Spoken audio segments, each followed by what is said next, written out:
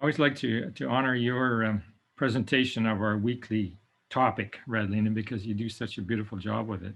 It's very evocative, and I use that as part of my inspiration for my homework, and I'm sure other people do as well. It's really a great way to start things off. So I started last week coming out of our session with the inspiration to explore Leonard Cohen's life for the Neptune factor. But after a day or two, I suddenly got a hit to check out Jimi Hendrix. And as it turns out, Hendrix is much more a Neptunian figure than Cohen, in my estimation. So I ended up with Jimi Hendrix.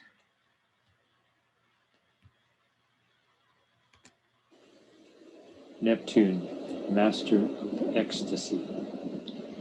When men have become shaken loose by Uranian power from the grip of Saturnian egoism and from the inertia of static tradition, they find themselves floating into a new world utterly different from their old habitat. A world fluidic, scintillating with light, a world of strange perceptions, of glamorous mirages for some, of transcendental realizations for others. This is the realm of Neptune, the realm of ecstasy and mystic revelation, the realm of glamour and deceiving phantasms, the realm of hallucination and intoxication, the realm of the astral sea, perfidious in its shallow waters, sublime where great depths balance the iridescent surface. It is the realm of the collective, where the individual either loses himself in fallacious nirvanas or receives the robe of glory, the garment of Christ, of which all mystics have spoken. The realm of dissolution and chaos, or the realm of synthesis and transcendent consciousness, in which the face of God is beheld, and the small cell realizes the magnitude and glory of the cosmic organism wherein it moves and has its being.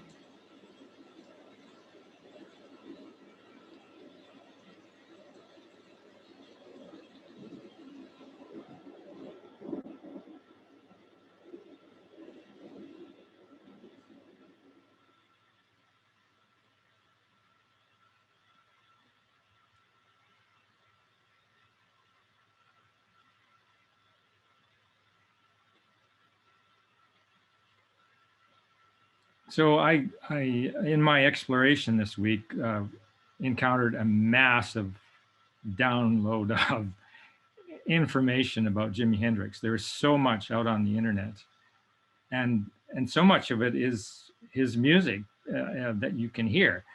And I had it was overwhelming to me to think of trying to portray elements of this man's life without any music accompanying the presentation.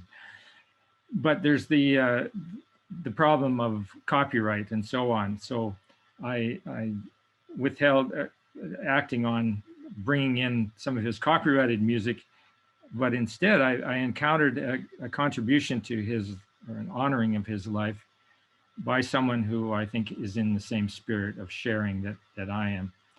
And so I have something here just to preface his life. I'm sure some of you don't know of Jimi Hendrix, and have maybe not seen into his life, but that's where we're headed. So.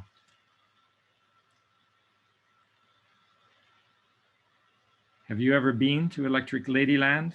The magic carpet waits for you, so don't you be late.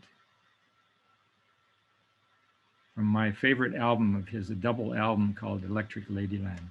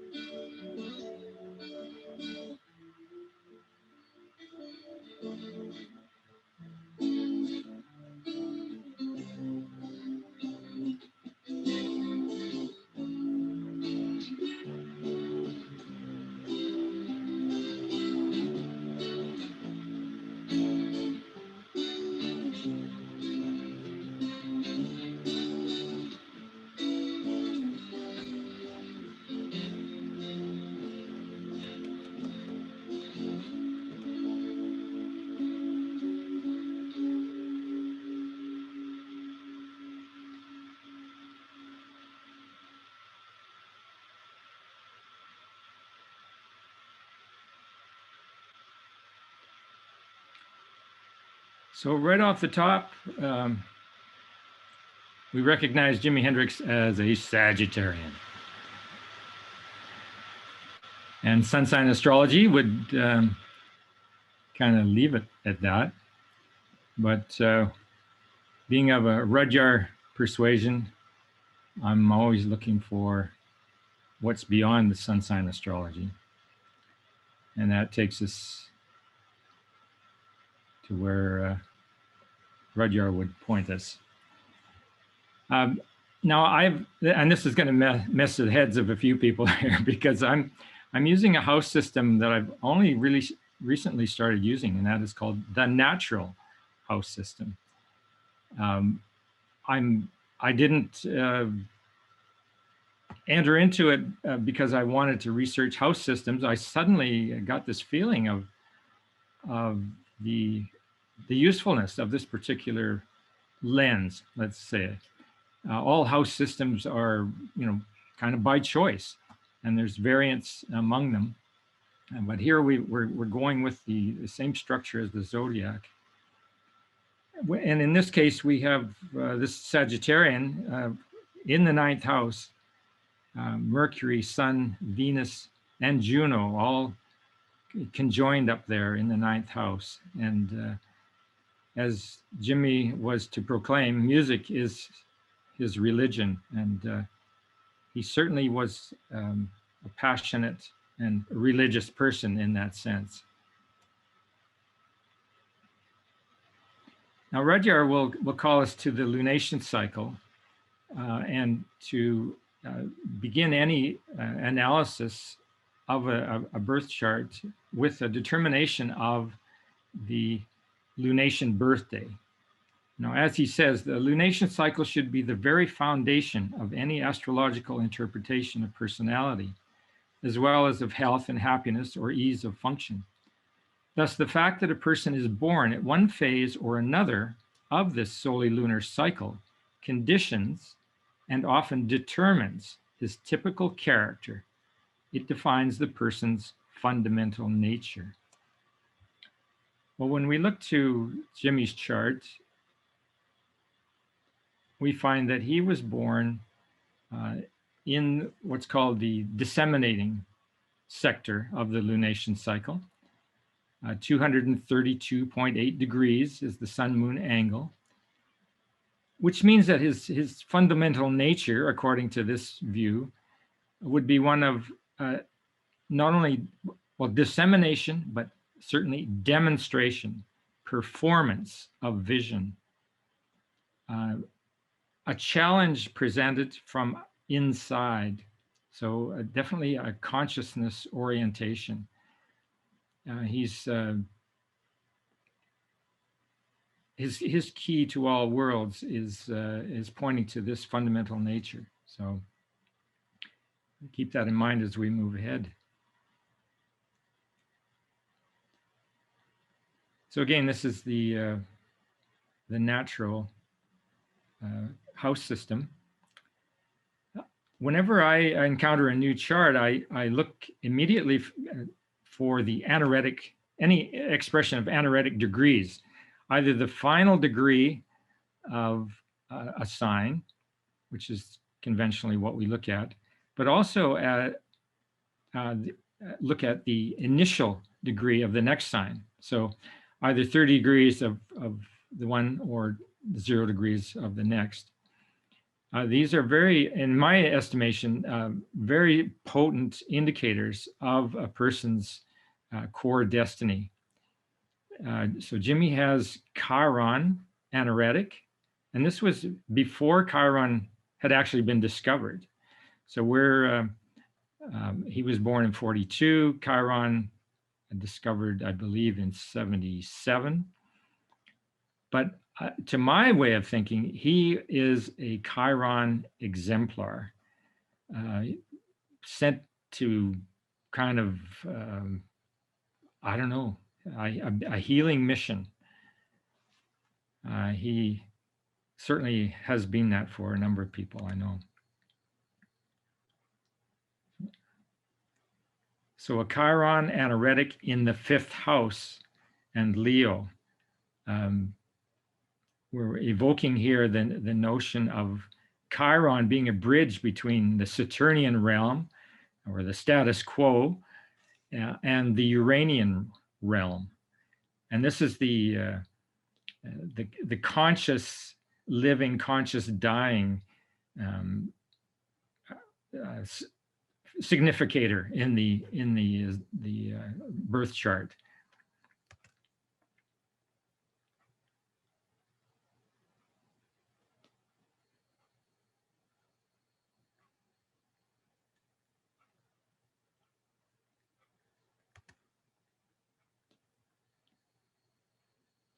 So I'm not sure what year Jimi expressed this, but I think it was towards the end of his life. I will be dead in 5 years' time. But while I am here, I will travel many highways, and I will, of necessity, die at a time when my message of love, peace, and freedom can be shared with people all over the world. Well, in fact, that's pretty much what happened. Now, in the development of his consciousness, his beingness, individuation kicked in, as far as I can see, at the first quarter square of the Saturn cycle. So right around age 21. Here's Jimi in 1961 at age 19, drafted, actually not drafted into the American military, but compelled because of a misdemeanor. He was compelled to become a soldier. Now, this is a fellow who has a very, very soft side and who has no significant or no planets in Earth signs. So he's essentially air and fire with a little bit of water. And I'm so glad he did not get taken off to war and go where that went. Now, at age 21, along with this individuation factor, he met two of his longtime heroes, B.B. King and Albert King. I like to think that the poker game of life dealt him a pair of kings here, because Jimi did not read music, so he's not like a trained musician. He played entirely intuitively. So for him to encounter these two men, each in their own time, on a kind of a one-to-one basis, he was empowered by that. And specifically at age 21, he's moving from the spring of his life into the summer. And he just, once he had that empowerment, he just was compelled to explode and to demonstrate, to perform. You have to, and along the idea of individuation, he's said it right here. You have to forget about what other people say when you're supposed to die or when you're supposed to be loving. You have to forget about all these things. You have to go on and be crazy. Craziness is like heaven. Well, the image on the right is the moment Jimi Hendrix became a superstar in North America. He grew up, he was born in Seattle. His early career was, brought him employment, but not fame. But he made it at one point over to Europe, where he did become famous. He became famous on the European continent. When he came back to North America, it was to the Monterey International Pop Festival. And he became instantly world famous overnight because his performance was absolutely electrifying and totally outside the bounds of anything anybody had ever experienced with a man and a guitar. And in closing out the end of his act, he literally burned his guitar. And I can still remember as a young man hearing news of, holy smokes, Hendrix burned his guitar on stage. I mean, that was a riveting image that affected all kinds of people. And that was just the nature of Jimi Hendrix. He acted on guidance. He said before that performance things like, I don't think I'm crazy, but I got to do something here. I got to make a sacrifice. Well, that was the sacrifice, one of his favorite guitars going up in flames. Now, I find it very interesting because, as Redlina said earlier, I have this long-standing interest in the Saturn-Uranus cycle. Well, there's Jimi being born right at the start of the previous to our time now Saturn-Uranus cycle. Shortly after his birth, then the first atomic blast. So here we have, what's going on in the outer world, and then we have what's going on in the inner world of a musician, and the two are somehow interwoven. And he was a very plutonic performer in that respect. And there's, I think of his life as kind of like a meteor who, he flamed big and bright, and then it was out. But if you track the stages in the Saturn-Uranus cycle that he lived through, we see that, up at the square in 51, then we push down into the 60s. He was that meteor in the 60s who, by the end of the 60s, by the time of Woodstock, he was a superstar. And I like to think of his performance at Woodstock as being kind of the exclamation point for the whole of the 60s.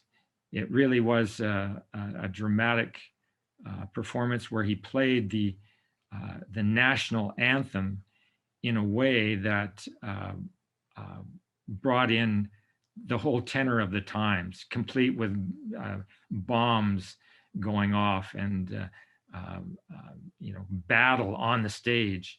He portrayed it all musically, and it was just a superstar kind of moment. So I like to think, I really like using this graphic on the left because, we all are growing and expanding in consciousness, presumably. And as Lauren has shown, the Yogananda has a teaching around that very process, how to concentrate your focus and grow up through domains of consciousness. So we have these different domains related here to the orbits of the planets, and beginning way down at the bottom there with your lunation cycle as the foundation. So pushing up. And so we're all in our own personal growth, pushing through these different domains of consciousness. And when we get up into the upper reaches, we're dealing with what Rudyard calls the ambassadors from the galaxy.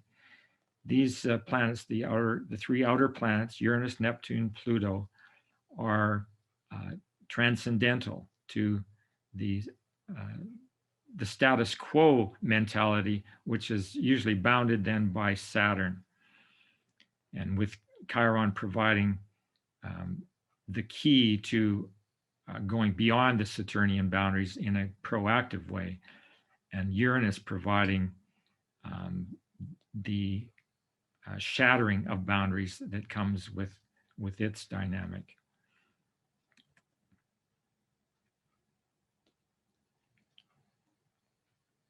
So focusing more specifically on the Neptune factor,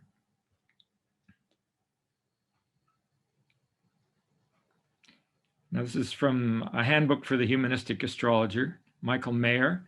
This is an awesome contribution to the whole humanistic astrology movement. He's very good at going to the like first principles. So when we look at Neptune, function, destruction of antiquated forms through a process of universalization. The purpose of Neptune in this process is release of self. It's a release of that larger part of us that is normally contained. The traditional meaning, impressibility, nebulousness, psychic phenomena, imagination. Humanistic meaning, the dissolution of old forms and values established within the Saturnian realm, replacing them with more inclusive and universal systems and values. In its negative manifestation, Neptune represents the urge to escape into a realm of formlessness, irrationality, and meaninglessness. A retrograde Neptune can point to a realization of universal oneness, or if negative, self-destruction and abnegation.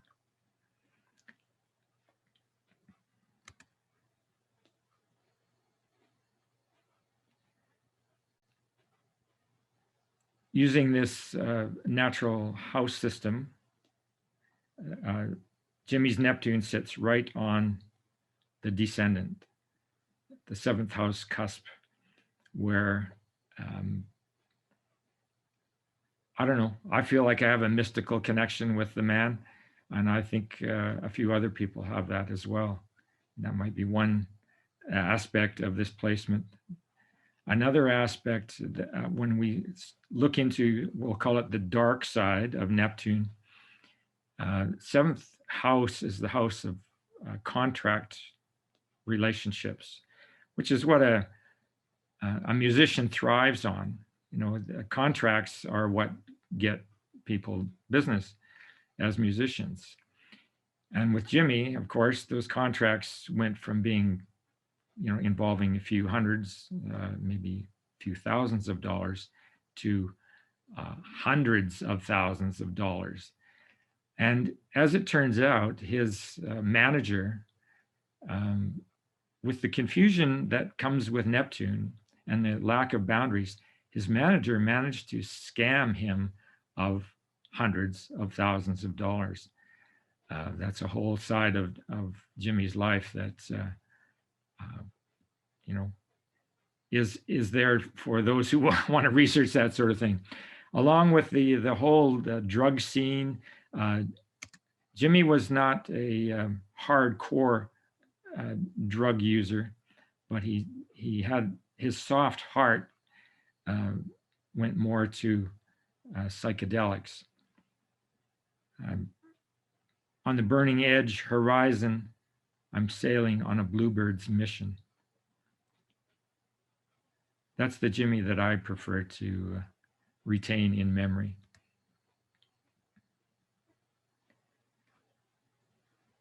So LSD and psychedelics in general were the drug of choice during the 60s, and you know, discovered by a Swiss scientist by accident in, I think it was in the early 40s. So that's part of the whole generational phenomena that the 60s was. You know, LSD brought us flower power, and it was a very pervasive feeling that that just made its way through the cultures worldwide, and it was real. If you were caught that feeling, it was life changing. I, for one, I didn't have a Volkswagen, but I had a very small British automobile called, oh, what the heck was it? Anyway, it was about this size. And I sent to San Francisco for stick-on flowers and plastered them all over my car, my little Hillman. And it really was a wonderful era. And Jimi's first album, very psychedelic influence. And his, you know, the question went out, are you experienced? Which was really about, have you dropped acid? Have you penetrated that boundary and gotten outside the box of your culture? This was just a pervasive psychedelic phenomena worldwide. Jimi, for a teenager like myself, he had it all, sex, drugs, rock and roll. It was all wrapped up in this one persona.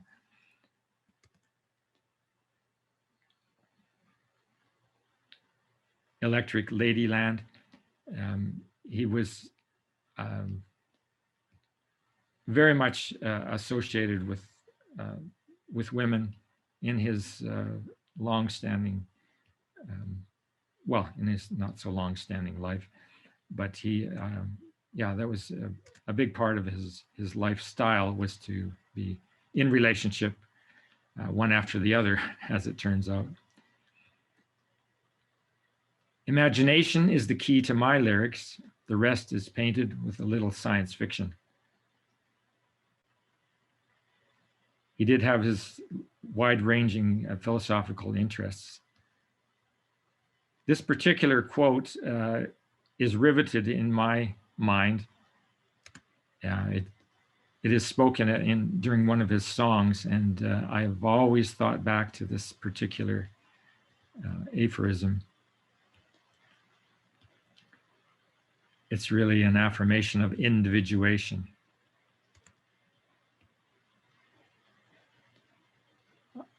One of his later albums, Valleys of Neptune.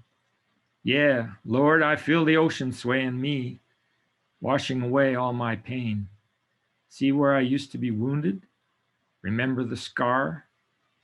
Now you can't see a thing. And I don't feel no pain. Oh no, hey. Singing about the valleys of sunrise, green and blue canyons too. I'm singing about Atlantis love songs.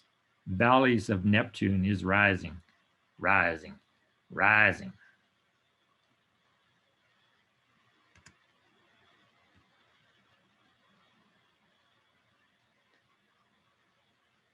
If there is something to be changed in this world, then it can only happen through music. A very evocative thought.